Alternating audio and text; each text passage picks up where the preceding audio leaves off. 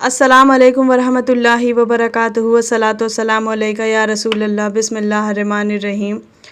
دوستو، 61 ہجری 10 محرم کے دن کربلا کے میدان میں حضرت امام حسین رضی اللہ تعالیٰ عنہ کا سر مبارک تن سے جدا کر دیا گیا، جب آپ کو شہید کر کے یزیدی فوج رسول اللہ صلی اللہ علیہ وآلہ وسلم کے صاحبزادیوں کو قید کر کوفہ اور شام کی طرف روانہ ہو گئے۔ نبی کا نواسہ بے گور و کفن کربلا میں پڑا رہا۔ آسمان میں اندھیرا چھا گیا، لوگ سوچنے لگے کہ شاید رات ہو گئی ہے۔ کہا جاتا ہے کہ اس دن لال آندھی اور خون کی بارش ہوئی تھی، یعنی حضرت امام حسین کی شہادت پر آسمان بھی پھوٹ پھوٹ کر رویا تھا۔ 61 ہجری یعنی 10 محرم کو ایک سفید کبوتر کربلا کے میدان سے گزر رہا تھا۔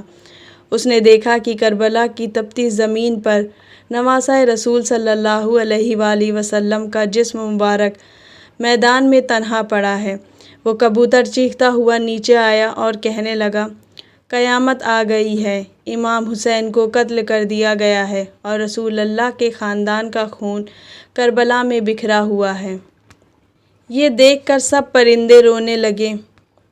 وہ سفید کبوتر اپنے آپ کو حضرت امام حسین رضی اللہ تعالیٰ عنہ کے خون سے خود کو تر کر لیا اور اڑتا ہوا مدینہ منورہ جا پہنچا۔ رسول اللہ کے روضے کے ارد گرد چکر کاٹنے لگا۔ اس کبوتر کے پروں سے خون کے قطرے گرنے لگے۔ لوگوں نے جب یہ دیکھا تو آپس میں بات کرنے لگے کہ آخر ماجرا کیا ہے۔ جب لوگوں کو پتہ چلا کہ حضرت امام حسین رضی اللہ تعالیٰ عنہ شہید کر دیے گئے ہیں تو لوگ سمجھ گئے کہ ظاہری طور پر وہ کبوتر حضرت محمد صلی اللہ علیہ وآلہ وسلم کو حضرت امام رضی اللہ تعالیٰ عنہ کے شہید ہونے کی خبر دینے آیا ہے۔ بعض روایتوں میں آتا ہے کہ سفید کبوتر شفا اور برکت والے ہوتے ہیں، اور دنیا میں جتنے بھی سفید کبوتر ہیں سب اسی نسل کے ہیں۔ مدینہ کے باہر ایک یہودی رہتا تھا۔ اس کی ایک بیٹی تھی جو بہت ہی خوبصورت تھی۔ دیکھتے ہی دیکھتے اسے کوڑھ کا مرض ہو گیا، جس سے اس کی دونوں آنکھوں کی بینائی چلی گئی۔ وہ اندھی ہو گئی اور اس کے ہاتھ اور پیر دونوں خراب ہو گئے اور وہ اپاہج ہو گئی۔ پڑوس کے اور آس پاس کے لوگ اسے نفرت کی نگاہ سے دیکھنے لگے۔ جب یہودی کو پتہ چلا کہ لوگ اس کی بیٹی کو نفرت کی نگاہوں سے دیکھنے لگے ہیں اور وہ ڈرنے لگے ہیں کہ کہیں یہ مرض انہیں نہ ہو جائے، تو وہ یہودی اپنی بیٹی کو لے کر جنگل کی طرف چلا جاتا ہے اور وہیں رہنے لگتا ہے۔ اب یہودی روز صبح شہر جاتا اور سارا دن وہاں کام کر کر شام کو واپس آتا۔ ایک دن یہودی اپنے کام میں اتنا مصروف ہو گیا کہ اسے وقت کا پتہ نہیں چلا، اور اس کی بیٹی یہاں گھر پر پریشان ہونے لگی کہ اس کے ابا ابھی تک کیوں نہیں آئے۔ اتنے میں اسے ایک کبوتر کی رونے کی آواز سنائی دی۔ یہ وہی کبوتر ہے جو حضرت امام حسین رضی اللہ تعالیٰ عنہ کی شہادت کو دیکھ کر رو رہا تھا۔ لڑکی دھیرے دھیرے چلتی ہوئی باہر کی طرف آتی ہے۔ ایک پیڑ پر بیٹھا وہ کبوتر رو رہا تھا۔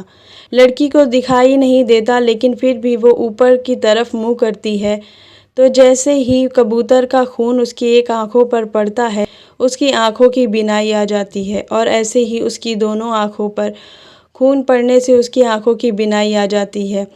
وہ اس خون کو اپنے پورے جسم پر مل لیتی ہے، جس سے اس کا مرض صحیح ہو جاتا ہے اور وہ پھر پہلے جیسی ہو جاتی ہے۔ وہ اپنے ابا کو ڈھونڈنے کے لیے جب گھر سے باہر نکلتی ہے، تھوڑی دور جاتی ہے تو دیکھتی ہے اس کا ابا سامنے کھڑا ہے۔ وہ یہودی لڑکی سے پوچھتا ہے کہ تم کون ہو، اور میری یہاں ایک بیٹی رہتی تھی، وہ کہاں گئی ہے، تمہیں پتہ ہے؟ اس لڑکی نے کہا کہ ابا، میں ہی آپ کی بیٹی ہوں، میرا مرض صحیح ہو گیا ہے۔ اس کے ابا نے پوچھا کہ تمہارا یہ مرض کیسے صحیح ہو گیا؟ تو اس نے اس کبوتر کے بارے میں بتایا جو اس پیڑ پر بیٹھا رو رہا تھا۔ وہ یہودی اس کبوتر کے پاس جاتا ہے اور کہتا ہے کہ تمہارے پروں پر یہ کس کا خون ہے؟ تو اتنا مبارک خون ہے جس سے میری بیٹی کا مرض ٹھیک ہو گیا۔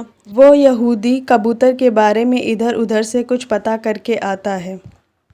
یہ سن کر وہ یہودی کہنے لگا کہ اگر حضور کریم صلی اللہ علیہ وآلہ وسلم حق پر نہ ہوتے اور حضرت حسین رضی اللہ تعالیٰ عنہ حق پر نہ ہوتے تو ان کے خون میں کبھی یہ برکت نہ ہوتی کہ میری بیٹی کا مرض صحیح ہو جاتا۔ یہ کہنے کے بعد ان دونوں نے کلمہ پڑھا اور مسلمان ہو گئے۔ سبحان اللہ۔